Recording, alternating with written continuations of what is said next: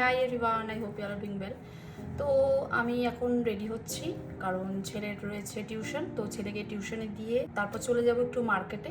তো সামনেই পয়লা বৈশাখ, এবার পয়লা বৈশাখের জন্য কিছু কেনাকাটা রয়েছে। তো চলো রেডি হয়ে নিই ফটাফট করে। ও সানস্ক্রিন ইউজ করবো আর জাস্ট একটু লিপস্টিক দিয়ে দেবো, ব্যাস আর কিছু না।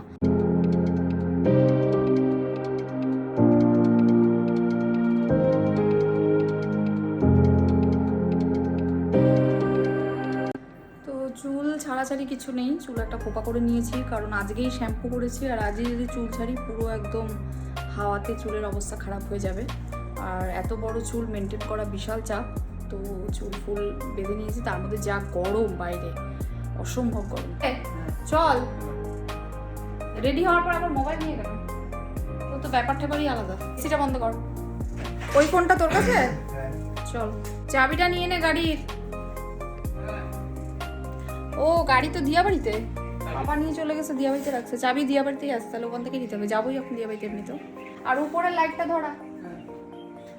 আমার বরকে নিয়ে বড্ড জ্বালাতন সহ্য করতে হয়, কারণ এই মানুষটা কি করে, নিজের গাড়িটাকে রাখবে, আমার গাড়িটা নিয়ে চলে যাবে, গিয়ে সেই গাড়িটাকে নিয়ে রাখবে মায়ের বাড়িতে, ওখানে চাবিটা রেখে দেবে, তারপরে আবার ও নিজের 4 হুইলারটা নিয়ে বের হবে।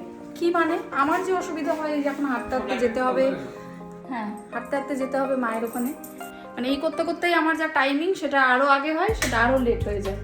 মানে বলার বাইরে সব অন্ধকার হয়ে গেল, আমি কিছু দেখতে পাচ্ছি না।